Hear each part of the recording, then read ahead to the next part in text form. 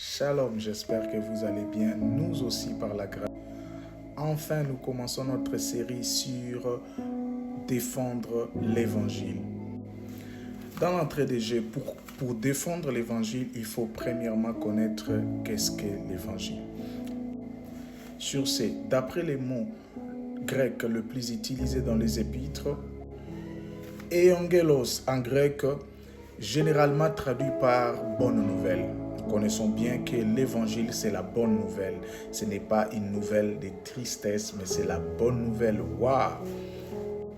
Mais au-delà de cette définition du mot grec, il y a aussi ce qu'on appelle la définition apostolique. Les apôtres, comment ils concevaient l'évangile? L'évangile était défini comme étant une proclamation de la grâce de Dieu manifestée et garantie en Christ. En effet, cette proclamation de la grâce de Dieu manifestée est assise sur les deux fondements majeurs qui ne peuvent pas changer. Ce sont les colonnes de cet évangile. Il s'agit du Seigneur Jésus-Christ, c'est-à-dire l'œuvre de la croix de Jésus-Christ qui a été mort pour nos péchés, pour nous sauver de la condamnation et de la puissance et du baptême du Saint-Esprit. Nous pouvons voir ces deux éléments dans 2 Corinthiens chapitre 11, le verset 4. Il s'est de savoir, nous recevons l'évangile dans sa forme standard ou absolue, mais le Saint-Esprit le personnifie dans chacun de nous.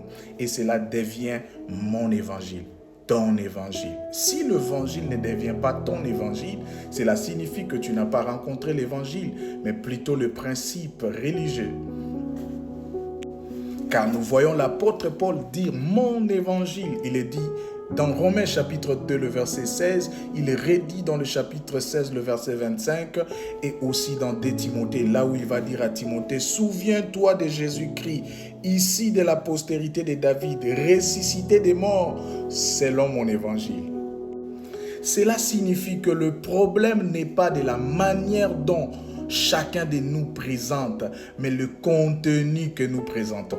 C'est-à-dire, il ne faut pas lancer les débats sur quelqu'un par rapport à sa manière de présenter l'évangile, parce que l'évangile doit être personnifié.